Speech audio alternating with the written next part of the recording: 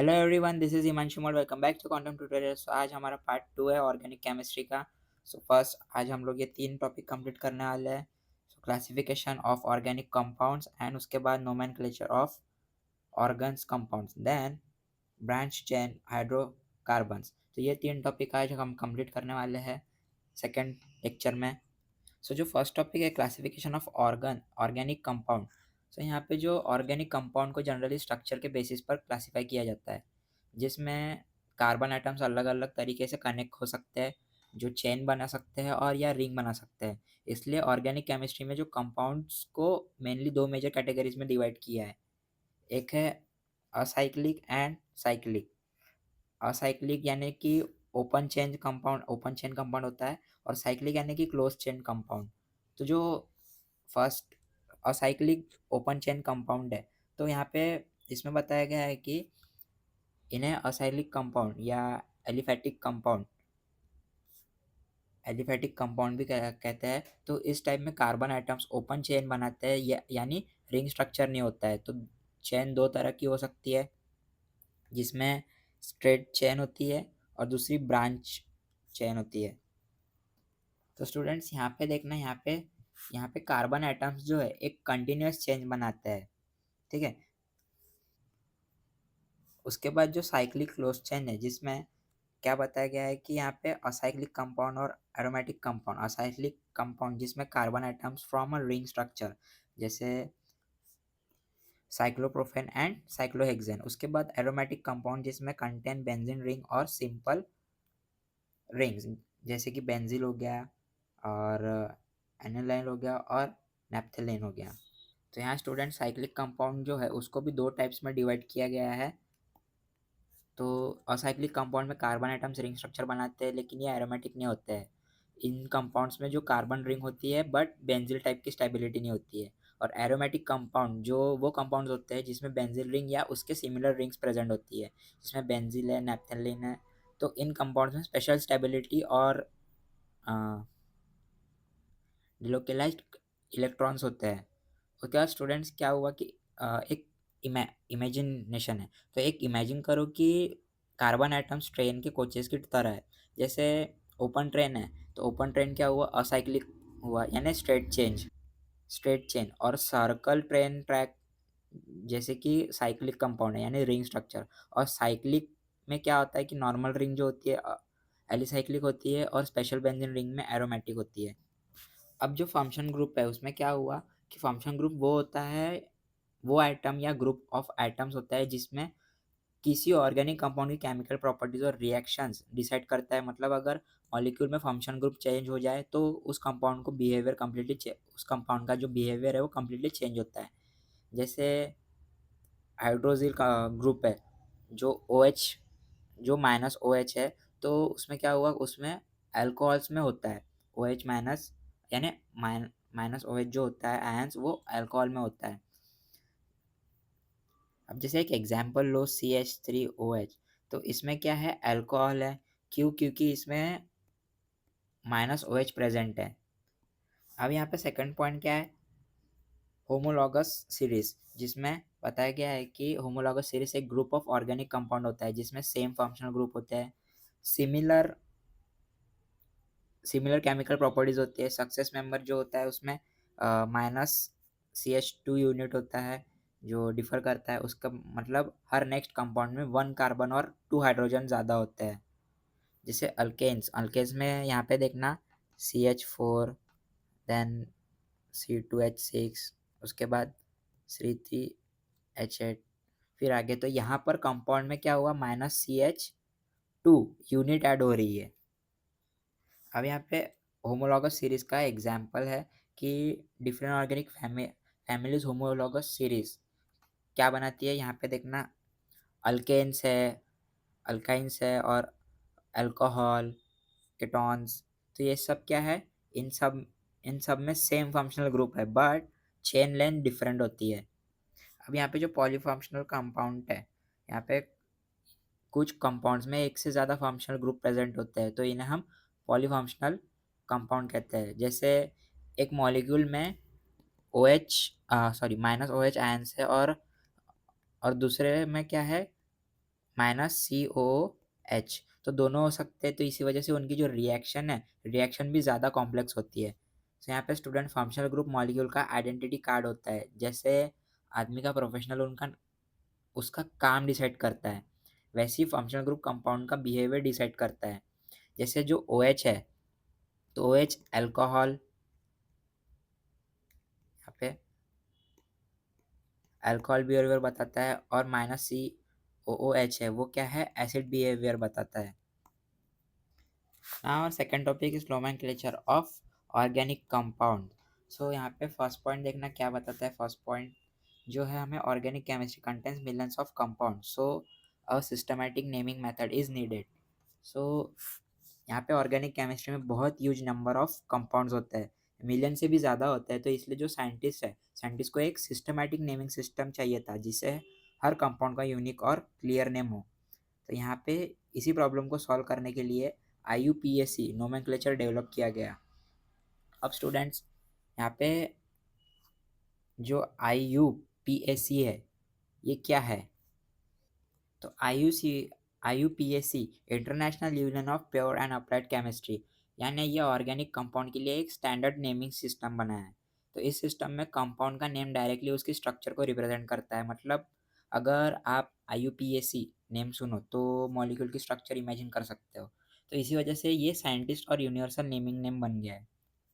जैसे स्टूडेंट्स, यहाँ पे एक एग्जांपल दूँ तो जैसे इथेनॉल है। इथेनॉल, इस नेम से ही पता चल जाता है कि इसमें ETH एथ, यानी इसमें 2 कार्बन एटम्स है। और जो एनॉल है या फिर -OL, तो इससे क्या पता चलता है, इसमें अल्कोहल फंक्शन है, अल्कोहल फंक्शनल ग्रुप है।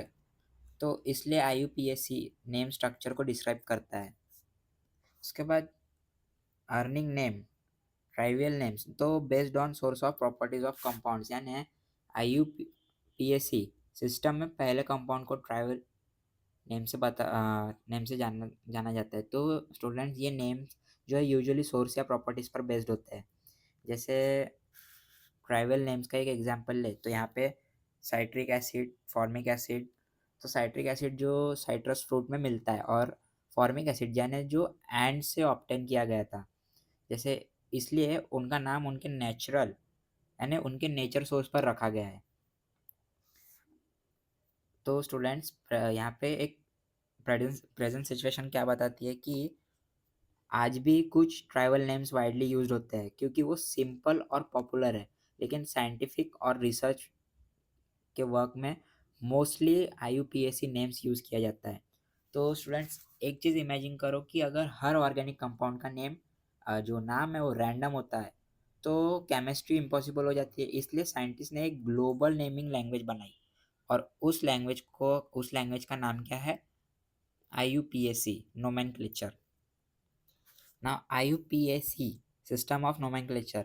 सो यहाँ पे देखना step of name organic compounds. So यहाँ पे सबसे पहला identity the parent hydrocarbon longest carbon chain, then identity functional group attach to chain. उसके बाद थर्ड पॉइंट है use prefix and suffix to modify the parent name. तो यहाँ पे आइडेंटिटी पेरेंट नेम हाइड्रोकार्बन, सबसे पहले मॉलिक्यूल में सबसे लंबी कार्बन चेन आइडेंटिफाई की जाती है, इस चेन को पेरेंट हाइड्रोकार्बन कहते हैं ना। उसके बाद स्टूडेंट यहाँ पे देखना CH3 CH2 देन CH3। तो यहाँ पे क्या हो रहा है, यहाँ यहाँ 3 कार्बन चेन है। जो पेरेंट नेम है, तो उसका पेरेंट नेम क्या है, प्रोपेन। अब स्टेप 2 आइडेंटिफाई फंक्शनल ग्रुप, यानी नेक्स्ट स्टेप में चेन पर कौन सा फंक्शनल ग्रुप अटैच है ये चेक करते हैं। तो फंक्शनल ग्रुप कंपाउंड की मेन केमिकल प्रॉपर्टी डिसाइड करता है, जिसमें OH -OH मैंने बताया था, -OH जो अल्कोहल है, और -CO मतलब COOH जो कार्बोक्सिलिक एसिड है, और -CHO जो एल्डिहाइड है। उसके बाद थर्ड पॉइंट क्या बताता है, यूज प्रेफिक्स एंड सफिक्स। तो पेरेंट चेंज को मॉडिफाई करने के लिए प्रेफिक्स और सफिक्स यूज करता है।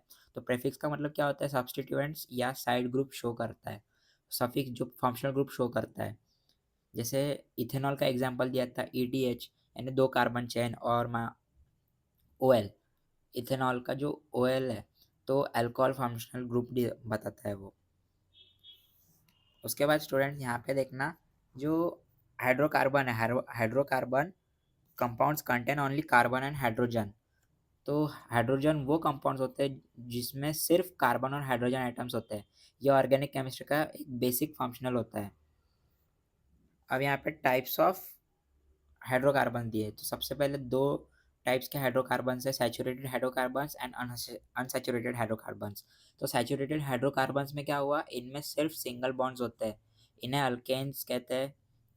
जैसे CH4 जो है वो मीथेन है एंड C2H6 जो इथेन है। अब अनसैचुरेटेड हाइड्रोकार्बन, इनमें डबल या ट्रिपल बॉन्ड्स होते हैं। तो अल्काइंस और अल्केन्स में, तो अल्काइंस में कितने होते हैं, अल्काइंस में नहीं क्या, डबल बॉन्ड होते हैं।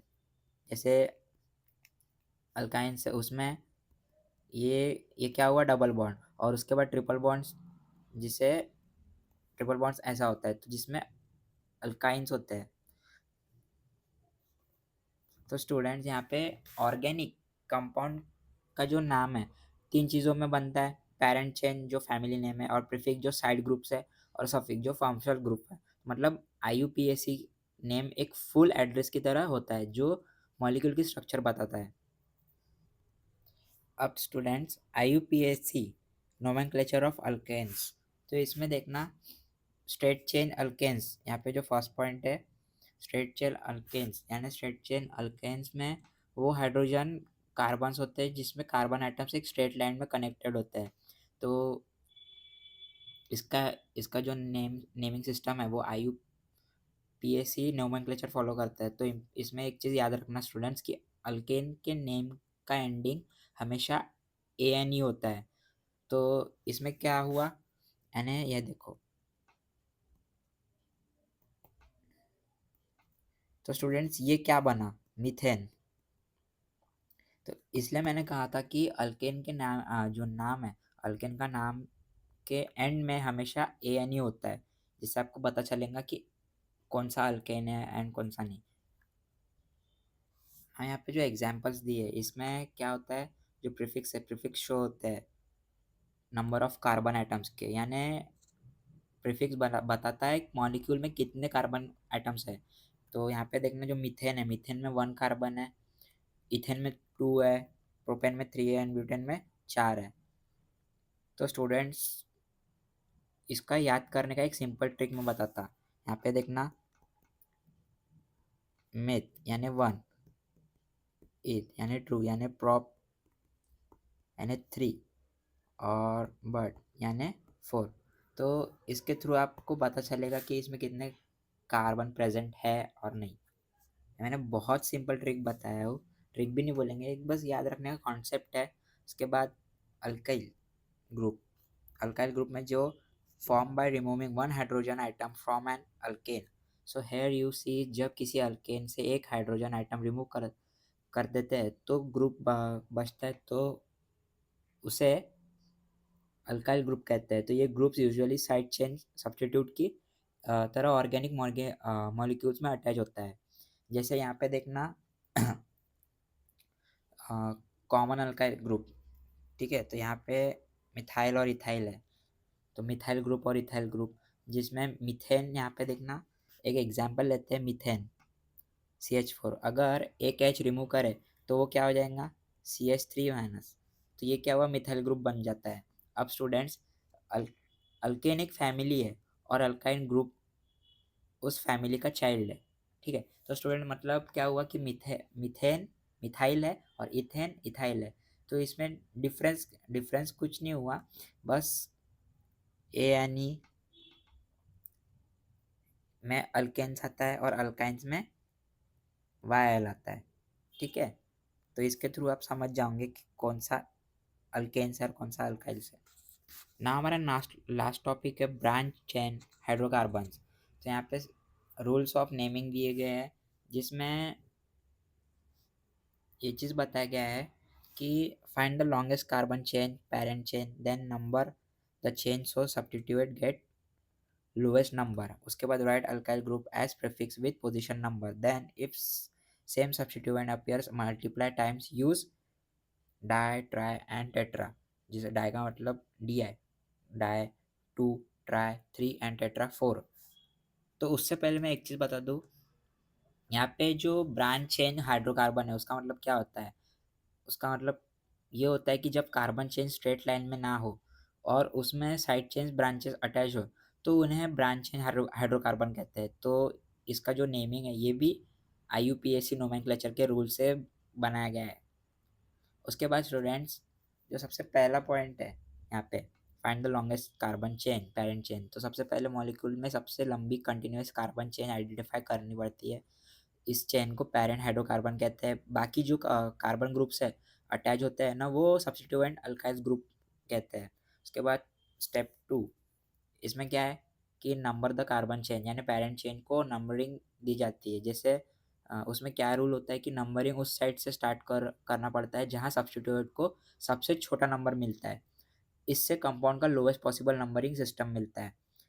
उसके बाद थर्ड स्टेप क्या है कि जो साइड चेन होती है उन्हें प्रेफिक्स की तरह लिखते हैं और उनका पोजीशन नंबर भी लिखा जाता है। जैसे टू मिथाइल बुटेन, यहाँ पे मिथाइल ग्रुप कार्बन नंबर 2 पर अटैच्ड है। उसके बाद फोर्थ स्टेप क्या है कि अगर सेम सब्स्टिट्यूएंट एक से ज़्यादा बार हो तो प्रीफिक्स यूज़ करता है, जिसमें di di tri tetra, D2 tetra three, यानी tri three and tetra four.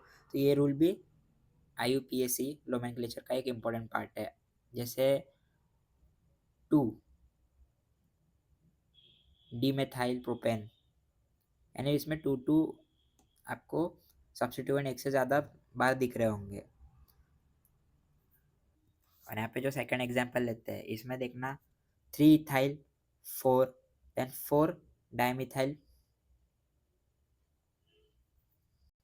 Heptane. तो यहाँ पे देखना क्या है कि इसका मतलब क्या हुआ, three ethyl four four dimethyl heptane. तो इसका मीनिंग ये हुआ कि पेरेंट चेन हेप्टेन जिसमें 7 कार्बन्स होते हैं, और इथाइल ग्रुप जिसमें कितने, जिसमें थ्री जिसमें 3 कार्बन पर होते हैं, और टू मिथाइल ग्रुप जिसमें 4 कार्बन पर होता है। यानी स्टूडेंट्स यहाँ पे देखना कि लॉन्गेस्ट चेन फाइंड करना पड़ता है, सबसे पहले उसका नंबरिंग लोवेस्ट रखना पड़ता है, देन ब्रांचेस को प्रीफिक्स में लिखना पड़ता है। तो यहाँ पे एक शॉर्ट ट्रिक है, LCN। तो यहाँ पे student LCN, L longest chain and C यानी कि नंबरिंग